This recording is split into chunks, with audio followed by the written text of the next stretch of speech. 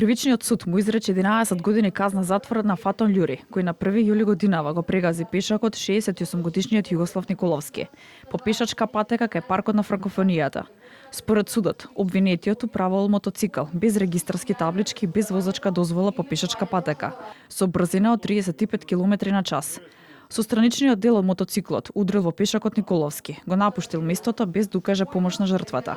Николовски, како последица од тешките повреди на черепот и мозокот, подоцна починал во клиничкиот центар Мајка Тереза.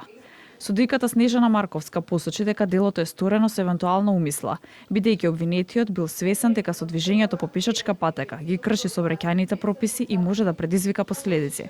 Постапил спротивно на член 27 став 1, член 33 став 1 и член 225 став 1 од Законот за безбедност на сообраќајот на патиштата, со тоа што не го користел исклучиво патот, односно коловозната или сообраќајната лента, односно патеката наменета за сообраќај на оној вид возила на кое му припаѓа неговото возило.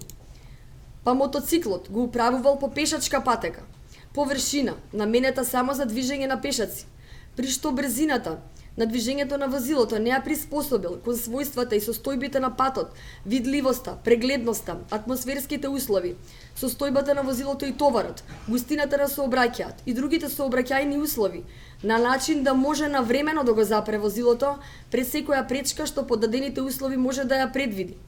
Па наместо мотоциклот да го турка, го управувал со брзина од 35 км на час. Покрај казната затвор, судот на обвинетиот му изрече забрана за управување со моторно возило А категорија во траење од 5 години.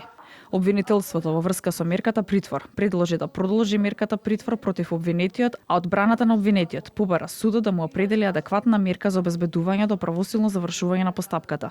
Кривичниот суд донесе одлука на Фатон Љури да му се продолжи мерката притвор. Претходно Љури призна вина за стореното, тешко дело против безбедноста на луѓето и имотот во сообраќајот, а за укажување помош на жртвата кажа дека истото го сторил и не се чувствува виновен за тоа.